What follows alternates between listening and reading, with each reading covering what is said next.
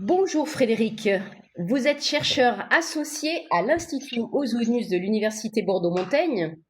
Vous avez dirigé, quand vous étiez au service régional de l'archéologie d'Aquitaine, un projet collectif de recherche sur la villa gallo-romaine de Montcarré, vaste villa du sud-ouest de la France.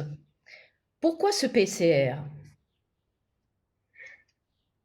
Les vestiges de cette grande villa sont particulièrement bien conservés.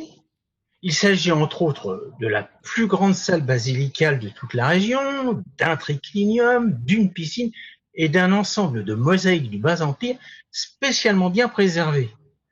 Mais aujourd'hui, une interprétation qui en avait été faite par le fouilleur et l'architecte en chef des monuments historiques, il y a plus de 70 ans maintenant, est totalement dépassée. Et il convenait de reprendre l'étude de ce très bel ensemble pour la communauté scientifique d'une part, mais aussi pour les visiteurs du site.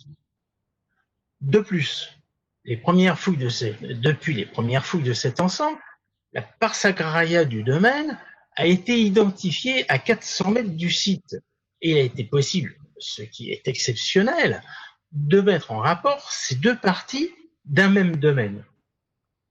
Enfin, le projet collectif de recherche a été l'occasion d'étudier le riche matériel antique qui avait été retrouvé, que ce soit les céramiques fines, les monnaies, les fragments architectoniques, des objets divers, mais aussi le matériel médiéval, car le site a été réoccupé par une église romane et son cimetière.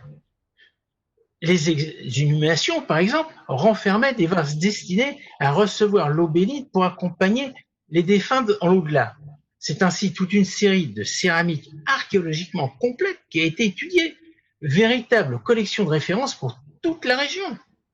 De même, une croix reliquaire fabriquée à Constantinople, une croix reliquaire de la fin du XIe siècle, objet unique en France, a été mise au jour. Tous ces objets sont maintenant étudiés et sont présentés dans l'espace muséal du site.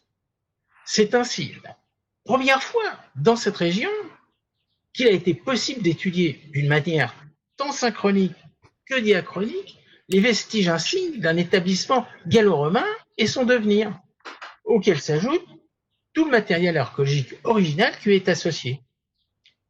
Il convenait vraiment, pensons-nous, d'étudier ce site classé monument historique qui gagne réellement à être reconnu.